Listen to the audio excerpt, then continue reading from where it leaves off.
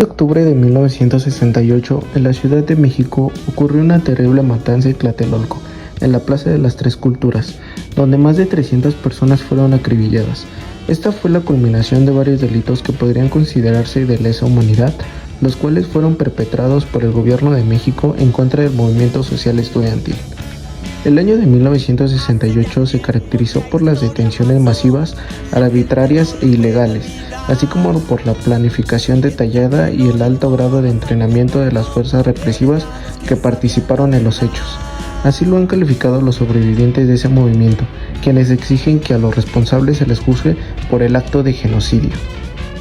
La masacre del 2 de octubre fue cometida por el ejército mexicano y el grupo paramilitar Batallón Olimpia en contra de una manifestación pacífica. Inicialmente, la presencia de este batallón en el lugar de los hechos fue negada por el presidente de México, Gustavo Díaz Ordaz, quien encubrió a ese grupo con el argumento de que su función era custodiar las instalaciones para los Juegos Olímpicos. Sin embargo, actualmente se conoce la verdad gracias a diversas investigaciones y testimonios. Aquel día, el ejército y el batallón Olimpia, identificados por portar un guante blanco, pusieron en marcha la Operación Galeana, con el fin de detener a los miembros del Consejo Nacional de Huelga, órgano creado el 2 de agosto de 1968 por miembros de las escuelas en huelga, especialmente por estudiantes de la Universidad Nacional Autónoma de México, el Instituto Politécnico Nacional, el Colegio México, la Escuela de Agricultura de Chapingo, la Universidad Iberoamericana, la Universidad La Salle, Escuela Normal de Maestros, Escuela Nacional de Antropología e Historia y otras universidades del interior de la República. Los intentos de someter al CNH derivaron en la sangrienta represión al movimiento de protesta que por meses había resistido y cuestionado las políticas y medidas sociales y económicas del Estado, además de reclamar más democracia.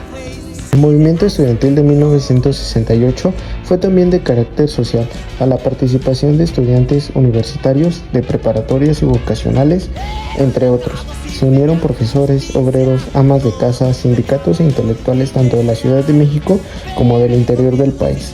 Los terribles hechos ocurridos en Tlatelolco opacaron a la política oficial de promoción internacional de nuestro país a través de la celebración de actividades relacionadas con el deporte universal, pues por primera vez en la historia una ciudad latinoamericana sería la encargada de organizar el acontecimiento deportivo más importante del mundo, los Juegos Olímpicos. En contraste, esa época es acordada por la matanza de Tlatelolco el 2 de octubre de 1968. Aquel día miles de personas se reunieron en la Plaza de las Tres Culturas, donde arribaron también el ejército con el pretexto de vigilar la seguridad ante el temor de una disputa. Los miembros del batallón Olimpia, para no ser detectados, vistieron de civiles y portaron un guante o pañuelo blanco en la mano izquierda para identificarse. Su objetivo era infiltrarse en la manifestación y llegar al edificio Chihuahua, donde se encontraban los oradores del movimiento y varios periodistas. Mientras tanto, los estudiantes expusieron 6 demandas, las cuales eran una respuesta a los eventos violentos de los derechos humanos cometidas por los elementos de la policía y de las Fuerzas Armadas. Las demandas se hicieron particularmente como réplica a la ocupación militar y policial de planteles escolares con la justificación de que se encontraban en la riña alumnos de la Escuela Vocacional 5 y la Escuela Preparatoria Particular Isaac Ochoa-Terena, el 23 de julio de 1968. Las demandas que se consensuaron y expusieron ese 2 de octubre fueron las siguientes: 1. Libertad de todos los presos políticos. 2. Derogación del artículo 145 del Código Penal Federal. 3. Desaparición del Cuerpo de Granaderos. 4. Destitución de los jefes policíacos Luis Cueto y Raúl Mendiola. 5. Indemnización a los familiares de todos los muertos y heridos desde el inicio del conflicto. 6. Deslindamiento de responsabilidades de los funcionarios culpables de los hechos sangrientos.